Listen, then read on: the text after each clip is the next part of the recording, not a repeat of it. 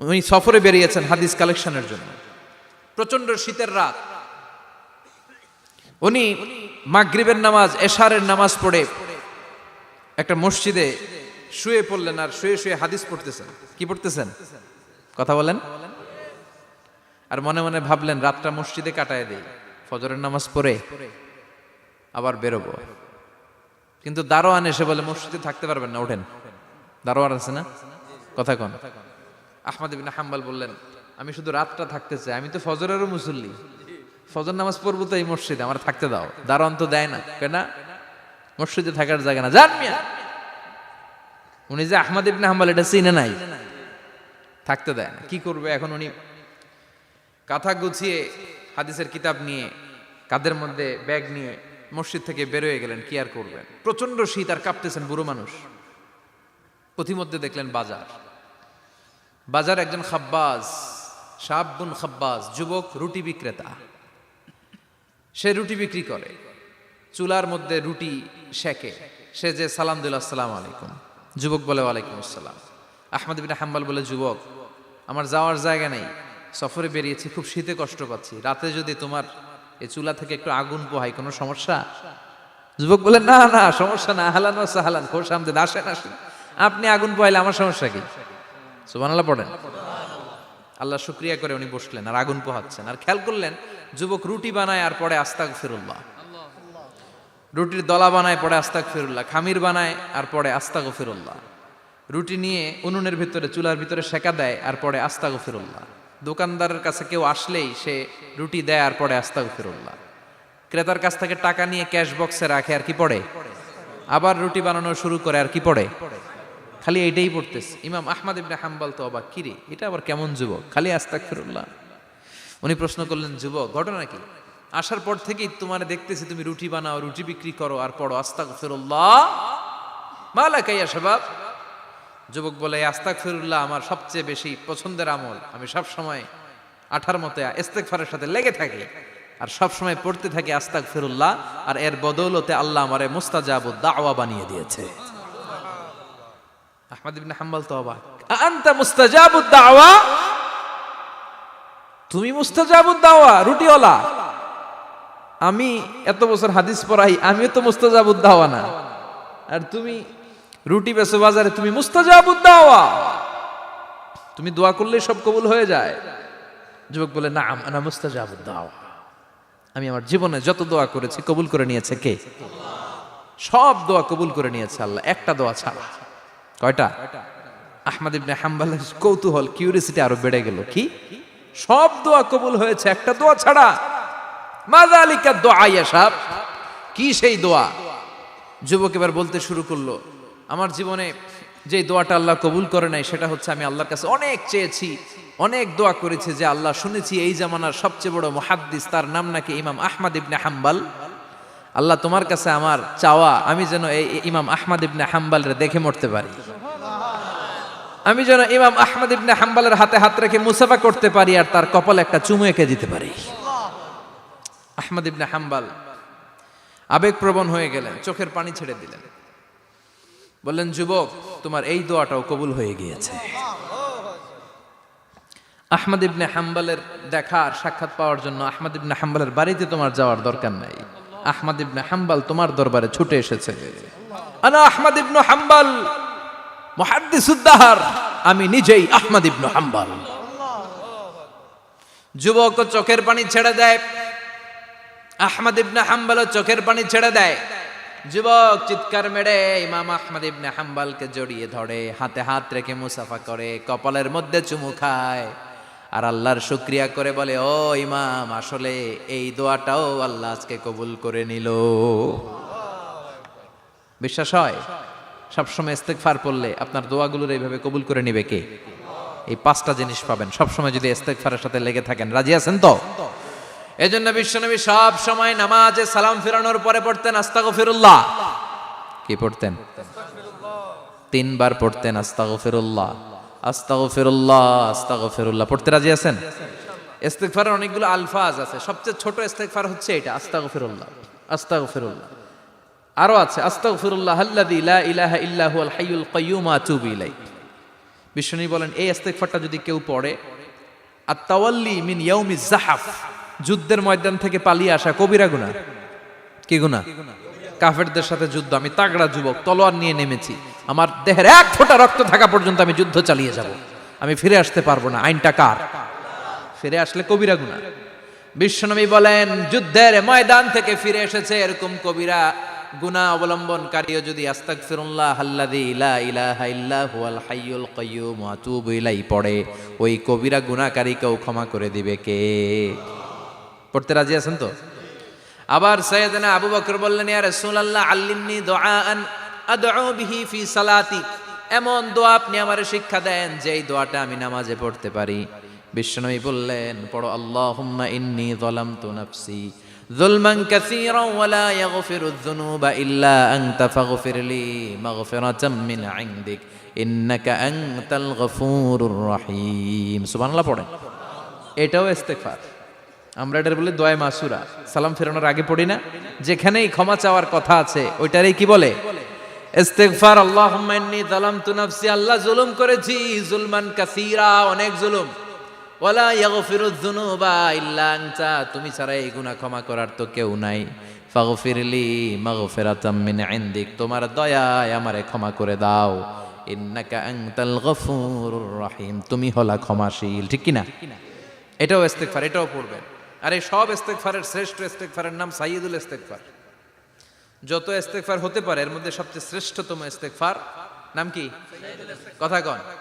বুখারীর বর্ণনা, শাদ্দাদ ইবনে আউস রাদিয়াল্লাহু তাআলা আনহু বর্ণনা করেন, এই সাইয়্যিদুল ইস্তেগফার দিনের বেলা যে পড়বে ওই দিনে মারা গেলে সে জান্নাতি। এই সাইয়্যিদুল ইস্তেগফার রাতের বেলা যে পড়বে ওই রাতে যদি ইন্তেকাল হয় ওই লোকটা জান্নাতি। মুখস্থ আছে না? কার কার মুখস্থ হাত তুলেন। মাশাআল্লাহ, তাবারাকাল্লাহ, মাশাআল্লাহ, মাশাআল্লাহ। আর যাদের নাই তাদের হোমওয়ার্ক, তাদের আল্লাহুম্মা আনতা রাব্বি লা ইলাহা ইল্লা আনতা খালাকতানি ওয়া আনা আবদুক ওয়া আনা আলা আহদিকা ওয়া ওয়া'দিকা মাস্তাতা'তু আউযু বিকা মিন শাররি মা সানা'তু আবুউ লাকা বিনি'মাতিকা আলাইয়া ওয়া আবুউ লাকা বিযামবি ফাগফিরলি ফাইন্নাহু লা ইয়াগফিরুয যুনুবা ইল্লা আনতা।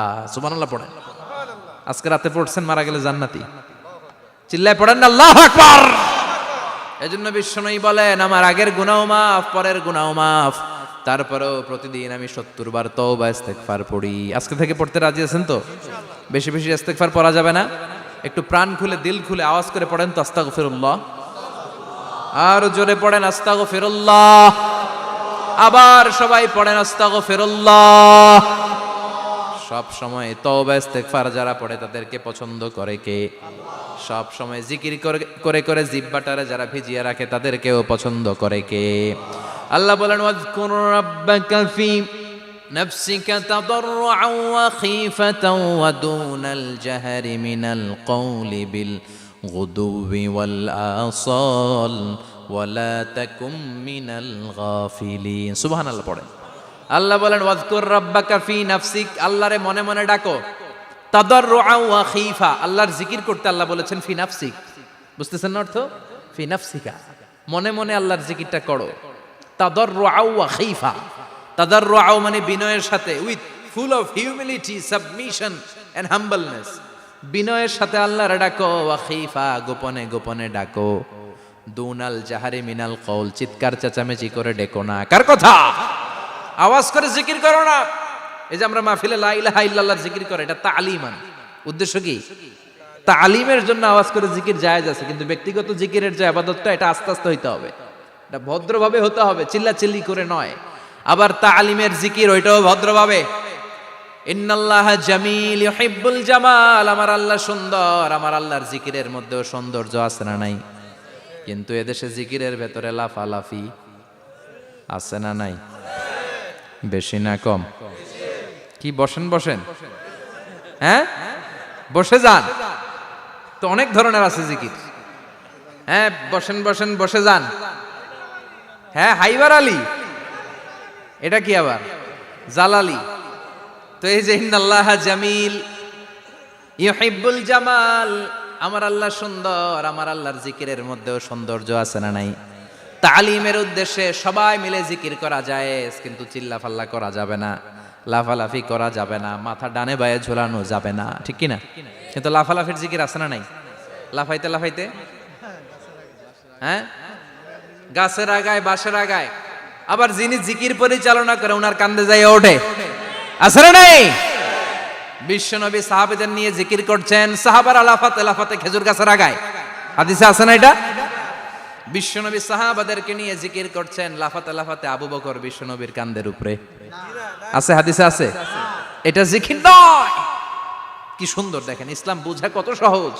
ওয়াজকুর রাব্বাকা ফি নাফসিকা তাদাররুআ ওয়া খাইফা, গোপনে জিকির করো, ভদ্রতার সাথে বিনয়ের সাথে জিকির করো। ওয়ালা তাকুম মিনাল গাফিলিন দুনাল জাহারি মিনাল কওল, চিৎকার চেঁচামেচি করে জিকির করো না। যারা চিকফাল দিয়ে হই হই হই হই করে, আছে না? হই হই হই হই হই হইয়ের ভিতরে আল্লাহর নাম আছে, হ্যাঁ? এই যে হুই হাই হুই হাই এই স্টাইলের যে জিকির, এটার ভিতরে আমার আল্লাহর নাম আছে?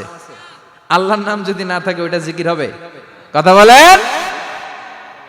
বিশ্বনবী বললেন, খবরদার, চিৎকার চেঁচামেচি করে লাফালাফি করে যারা জিকির করে এরা মনে করে আল্লাহ কানে শোনে না। কথা বলেন। আপনি গোপনেও আল্লাহর ডাকলে আপনার ডাকে সাড়া দিবে কে?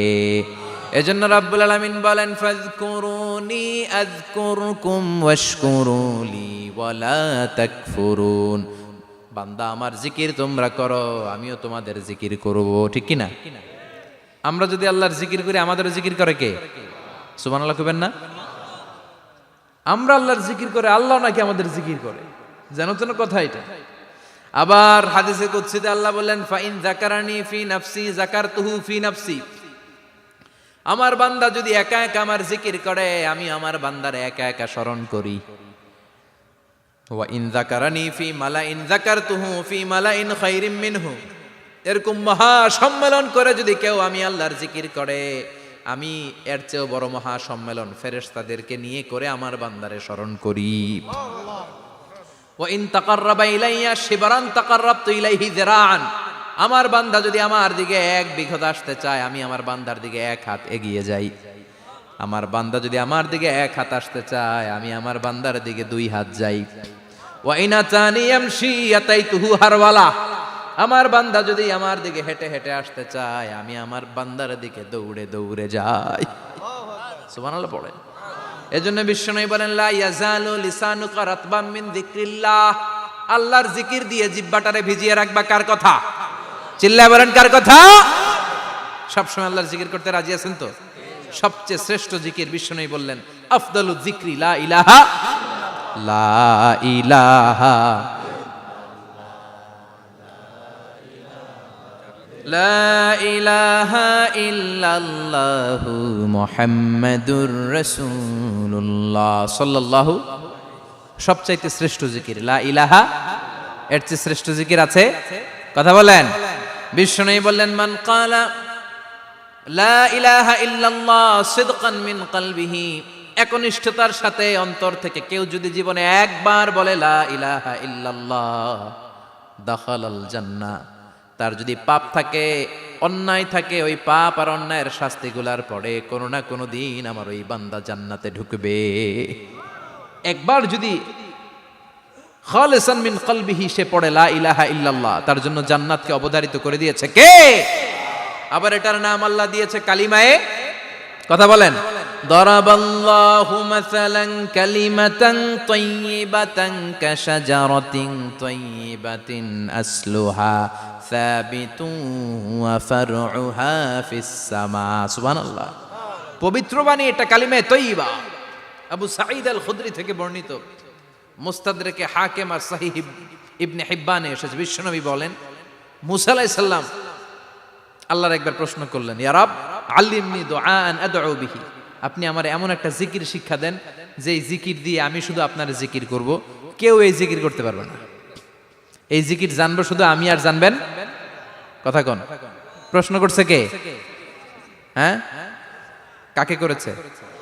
আল্লাহ এমন একটা জিকির শিখান যেই জিকির কেউ জানে না, আমি জানবো, আর ওই জিকির দিয়ে প্রাণ ভরে আপনারে ডাকবো। আল্লাহ বললেন, মুসা পড়ো লা ইলাহা লা ইলাহা ইল্লাল্লাহু মুহাম্মাদুর রাসূলুল্লাহ। মুসা আলাইহিস সালাম বললেন, আল্লাহ চাইলাম কি, কইলেন কি? লা ইলাহা তো জাতীয় জিকির, এটা তো আন্তর্জাতিক জিকির, এটা জানে না এমন কেউ নাই। এমনকি হিন্দু ভাইরাও জানে। কথা কন। আল্লাহ আমি তো চাইছিলাম এক্সক্লুসিভ, আমার জন্য স্পেশাল, এর চেয়ে সুন্দর আর কেউ জানবে না, এত সুন্দর একটা জিকির আপনি দিবেন, এটা আমি ডাকবো আপনারে আর আপনি শুনবেন। আল্লাহ বললেন, মুসা এর চেয়ে দামি আমার কাছে নাই। লাউ তাদউ লা ইলাহা ইল্লাল্লাহ ফি কাফা, লা ইলাহা রে যদি মুসা এক পাল্লায় রেখে দাও, ওয়াস সামাওয়াতু সাবউ ওয়াল আরদিন, সাত আকাশ সাত জমিন যদি আরেক পাল্লায় রেখে দাও, লা ইলাহা এক পাল্লায়, সাত আকাশ সাত জমিন আরেক পাল্লায় ওজন যদি দাও, লা রাজাহাত কাফাতু লা ইলাহা ইল্লাল্লাহ, মুসা দেখবা মুহূর্তের মধ্যে লা ইলাহা ইল্লাল্লাহর পাল্লা ভারী হয়ে গেছে। সাত আকাশ সাত জমিন এক পাল্লায়, শুধু লা ইলাহা ইল্লাল্লাহ আরেক পাল্লায়, মুহূর্তে লা ইলাহার পাল্লাটারে ভারী করে দিবে কে? এটা বিপ্লবী বাণী। আমরা এটার ভিক্ষার মধ্যে লাগাইছি। এখন ভিক্ষা করার সময় লা ইলাহা আছে না নাই? একটা টাকা দিয়া যান, আমি গরিব ইনসান আর সমান, একটা টাকা দিয়া যান, আমি গরিব ইনসান, আছে না নাই? জুমার নামাজের সময় ভিক্ষা করে, একটা টাকা দিয়া যান, আর লা ইলাহার জিকির লগে, আছে না নাই? এটা আমরা ভিক্ষার জিকির বানাইছি। এটা তো বিপ্লবী বাণী। এই বাণীর পক্ষে যারা, তারা ন্যায় আর সত্যের পক্ষে চিল্লায় বলেন ঠিক কিনা? এই বাণীতে যারা বিশ্বাস করে, তারা এক আল্লাহর সামনে মাথা নত করে দেয়। গোটা পৃথিবীর কোন শক্তির সামনে ওই মাথা নত হয় না, ঠিক কিনা? এই লা ইলাহা যারা আমরা মানি, আল্লাহ ছাড়া কারো সামনে মাথা নত করব? কোন শক্তি আমাদের মাথা নত করাতে পারে? এই কালেমার আন্দোলন যারা করে, তারা আল্লাহ ছাড়া পৃথিবীর কাউরে ভয় পায় না। আর তারা চায় কালেমার পতাকা পৃথিবীর মধ্যে যেন পথ পথ করে উড়ে, ঠিক কিনা? বাংলার জমিনে কালেমার পতাকা উড়ুক, আমরা চাই কি চাই না? কোনো একদিন এ দেশের আকাশে কালিমার পতাকা উড়বে, সেদিন সবাই খোদাই বিধান পে দুঃখ বেদনা